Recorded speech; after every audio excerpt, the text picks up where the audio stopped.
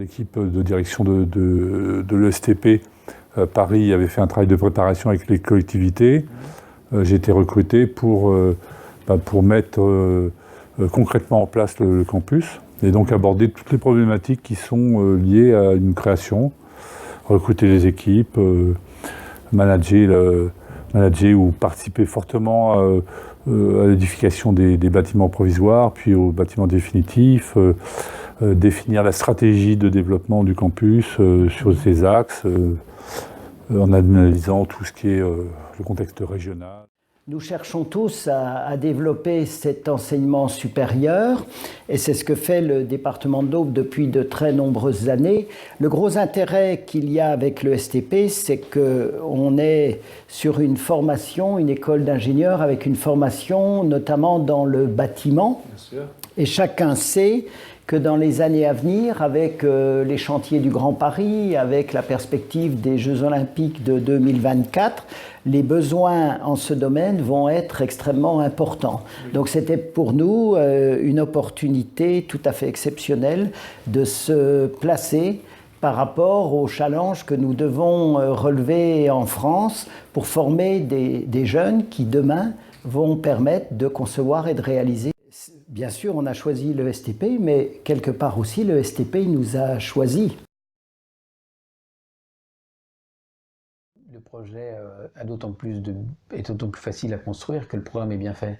Oui. Et là, il y avait vraiment, au-delà du programme lui-même, une réflexion sur le sens, une réflexion par les gens qui ont monté ce programme, sur le sens de l'enseignement, du partage, de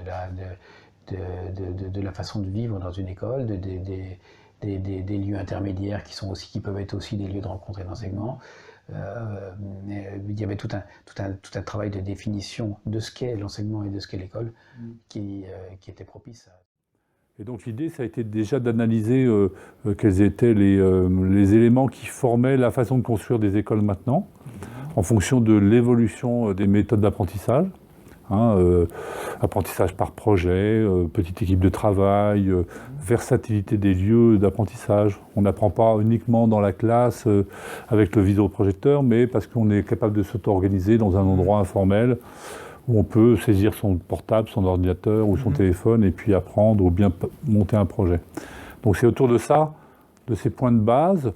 Et donc j'ai été voir pas mal d'écoles qui s'étaient construites récemment, des projets, et puis j'ai essayé de synthétiser ce que moi j'en pensais, voilà, et puis j'ai fait le mélange de ce qu'il faut pour apprendre, les laboratoires, les choses incontournables, les laboratoires, des machines, des prises de courant, des espaces où on peut mettre de l'eau, donc l'imposer, je dirais, pour l'apprentissage, et puis la représentation de l'école, parce qu'il n'y a pas que apprendre, il y a aussi rechercher, et puis produire du savoir en direction des entreprises, par exemple.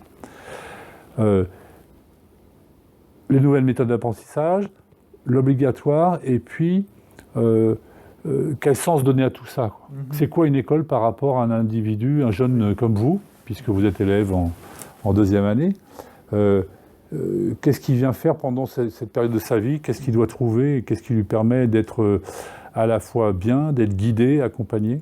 Et donc c'est un peu la synthèse de tout ça. Après le découpage, il a été fait par pôle, parce que j'ai défini un certain nombre de pôles d'activité. Le pôle apprendre, par exemple, qui est un pôle d'activité le plus important, on va dire, dans l'école, mais le pôle, par exemple, administration, le pôle vivre, la partie vie étudiante, et puis un pôle qu'on ne trouve pas forcément dans les écoles, que j'ai appelé accueillir, qui est un pôle qui permet d'accueillir des gens de l'extérieur, soit pour la formation continue, soit... Alors il y a deux aspects dans la procédure. Il y a la décision politico-économique de la rencontre entre une collectivité et une grande institution comme le STP qui débouche sur la décision d'une implantation. Et après, se met en œuvre la mécanique administrative pour concrétiser cette implantation.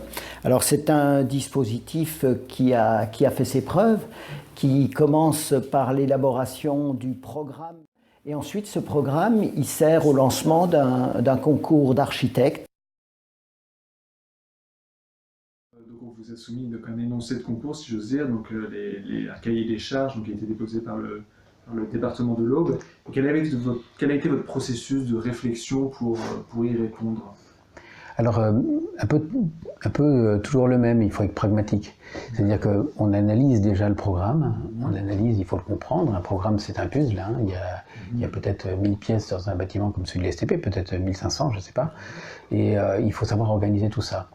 Il faut l'organiser d'une façon cohérente qui permette après qu'on comprenne le projet, qu'on puisse organiser les déplacements, que chacune des unités chacune des parties du projet ait son écriture propre, son image propre, et puis ça c'est le travail analytique du programme, et puis après il y a la réponse au site. La réponse au site, la réponse urbaine, la réponse du bâtiment dans son environnement. Là c'est très important. C'est très important parce qu'on s'inscrit sur un site en devenir. Aujourd'hui c'est un terrain vague, il n'y a rien autour, et le bâtiment devait créer son propre paysage. C'est pour ça qu'on a utilisé cette coque, cette grande coque qui va être plus grande que le besoin de l'espace qu'elle abrite, mais qui fera du bâtiment un signal dans le lieu. Oui. Et si on avait fait un bâtiment à simple rez-de-chaussée, il n'aurait eu aucune échelle dans le territoire. Oui. Donc cette façon de travailler, de développer ce type de forme permet d'installer le bâtiment et d'en faire un lieu de convergence. Et puis on a fait un cahier des charges précis. Donc j'ai été quand même aidé dans la rédaction elle-même du cahier des charges par ce qu'on appelle des programmistes qui aident, qui font toute la partie formelle avec le nombre de prises électriques qu'il faut pour... Voilà. J'ai participé à la spécification générale et puis à la spécification de tous les volumes. Une fois ce programme fait, il est confié à un concours d'architectes. Voilà. Donc il y a un jury qui se réunit, qui parmi 80 architectes qui présentent leurs travaux, choisit 4 architectes qui vont concourir. Ça, c'était l'objet d'un jury qui était organisé par le département de l'Aube, qui est le maître d'œuvre. On a désigné 4 architectes, et puis, par la suite, ces architectes ont présenté des projets, et il y a eu à nouveau un jury, et là 2 pour le cas présent, qui a permis de déterminer quel projet. Le processus pour un architecte, c'est de regarder les annonces publiques, pour un cabinet plutôt, c'est de regarder les annonces publiques qui existent et de répondre à celles qui nous intéressent. En sachant que pour un concours, il y a... là pour le STP, il y avait peut-être une centaine d'architectes, une centaine de cabinets qui ont répondu. Pour un concours à Paris, c'est 250 cabinets qui répondent. Et il y en a 3 à 5 en shortlist qui font le concours lui-même. Donc c'est presque plus difficile d'être retenu que de gagner. Il y a un projet lauréat et l'architecte et son équipe du projet lauréat déroulent les études de réalisation. On rentre dans la phase après des travaux jusqu'à la réception. Et voilà. Mais c'est un parcours qui est long et qui est semé d'embûches et qu'il faut bien maîtriser. Là, le projet qui est retenu, il parle de bâtiment. C'est un bâtiment qui va être exemplaire par sa construction, par ses techniques de construction et puis par sa représentation architecturale. Et puis, il remplit le mieux les fonctions décrites, en les gardant associées, mais en apportant des choses. Par exemple, on voit que dans le bâtiment qui va être construit, la partie apprendre est légèrement dissociée des autres parties et crée une unité où sont les lieux d'apprentissage. On pourrait dire que les étudiants, les élèves vont aller apprendre, ils auront quelques pas à faire sur une passerelle, mais c'est un lieu différent qui leur permettra de bien dissocier les endroits où ils apprennent des endroits. On a été sollicité à chaque étape. Dans les choix de 4 sur 80, on est intervenu, et heureusement, puisque c'est nous qui avons permis aux lauréats de rentrer dans ces 4. Ah oui. Voilà, d'une part. Et puis, lors du dernier jury, on a eu une voix. Le STP a eu une voix, comme les autres membres du jury. Voilà, et après, on a quand même fait part de notre préférence, parce que je pense qu'il y a l'aspect architectural, mais il y a aussi l'aspect humain de l'équipe qui nous a paru bien en adéquation avec ce qu'on souhaite faire. On avait fortement insisté sur 3 critères. Le premier, qu'on retrouve très classiquement, mais qui là est important, c'est la fonctionnalité. Oui. Il ne s'agit pas d'avoir un bel objet, il faut avant tout avoir un bâtiment qui fonctionne bien, dans lequel il fait bon vivre. Donc c'est le premier critère. Le deuxième critère, c'est qu'on avait souhaité, parce que ça va quand même être une vitrine par rapport aux professions auxquelles destine le STP, on avait souhaité que l'accent soit mis sur la faible consommation d'énergie, puisque c'est aujourd'hui un problème qui nous interpelle tous. Et puis le troisième critère, étant donné qu'on est en quelque sorte en position de porte d'entrée sur la technopole, c'était que ce bâtiment constitue un signal qui marque effectivement comme une arche, comme encore une fois une porte. Alors bien sûr, c'est pas une porte sous laquelle les gens vont passer, mais ce signal leur montre que commence là un ensemble foncier où il se passe quelque chose. Ici, dans notre projet, ça se passe très bien. On a un déroulé de projet, un déroulé administratif et d'études tout à fait cohérent et qui est vraiment presque exemplaire. On juge ce patrimoine extraordinaire de la ville de Troyes à la vision de notre époque, mais à l'époque où ces bâtiments ont été réalisés, ils étaient certainement d'une grande modernité et ils traduisaient de vrais savoir-faire. Et bien ce bâtiment, il est celui d'une autre époque, celle d'aujourd'hui, mais il traduit les mêmes concepts. Le concept de modernité, c'est un bâtiment de notre temps et aussi, plus qu'un geste architectural, c'est une certaine prouesse technique. Oui. Donc c'était important. Il y a un environnement particulièrement attractif. Puis le fait de pouvoir proposer un terrain sur une technopole donc qui constitue un vrai campus universitaire. Oui, il y a un lien entre les écoles. Il y a un lien entre les écoles, il y a la pépinière d'entreprise, l'hôtel d'entreprise, les équipements sportifs, le centre de formation de l'Estac, le club phare de football à proximité. Donc il y a aussi tout un environnement qui font que on a tout de suite pensé, et cet avis a été partagé par les responsables de l'ESTP, c'est que sur ce terrain, les étudiants auraient plaisir à venir. Un campus, c'est quoi? C'est une machine à avenir. Hein, on produit de l'avenir. Donc, autant en parler dès l'entrée. Et si c'est le STP qui parle d'avenir, j'en suis ravi. Si on incline un mur, et suivant l'endroit d'où on le perçoit, il sera soit très grand, soit plus petit. Et donc, c'est un jeu visuel entre ce que l'on perçoit et ce qui existe qui est intéressant à travailler.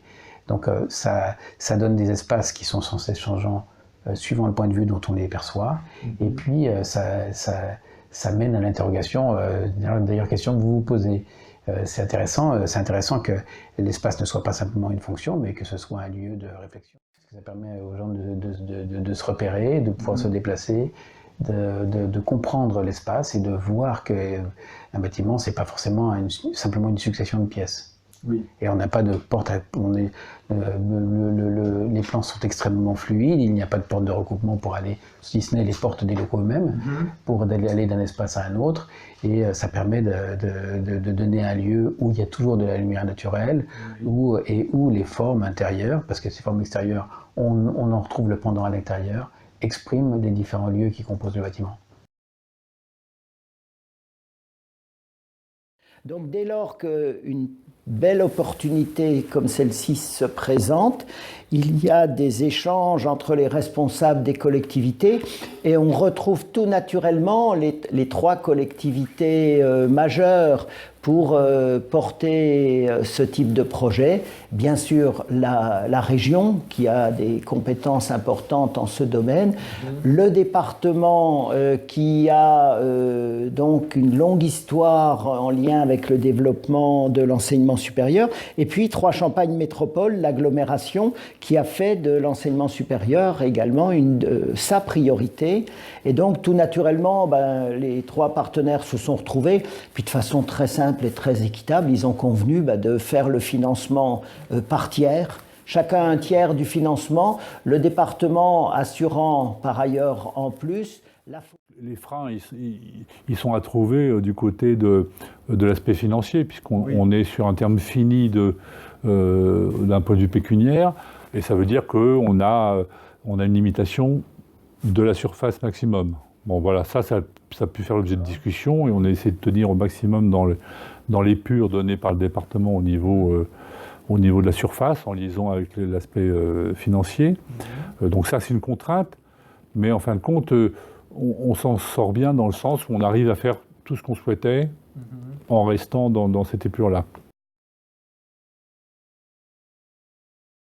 Il faut voir que ce projet-là, il fait signal en même temps qu'il va faire fonction, puisque la parcelle sur laquelle on est, elle est en entrée de ville, sur un rond-point qui est l'entrée du campus. Et la première chose qu'on va voir et qui sera spectaculaire, ça sera l'école, le STP Paris Campus de Troyes. Voilà. De donner un lieu à un lieu une représentation aussi forte. Ce qui est important aussi, c'est que c'est l'école du bâtiment et il faut pouvoir montrer les techniques de construction. Là, on a une grande voûte en béton qui est complexe et qui, d'un point de vue structure, oui, bien sûr, et qui doit être un exemple qui peut être enseigné. Le projet retenu, il invente, il sort, il essaie d'interpréter à la fois les liens fonctionnels et puis d'interpréter le message. On va avoir une école du bâtiment qui à la fois parle du bâtiment, parle de l'école. Le bâtiment, ça suffira lui-même. Son signal et sa sémantique va transcender l'espace autour.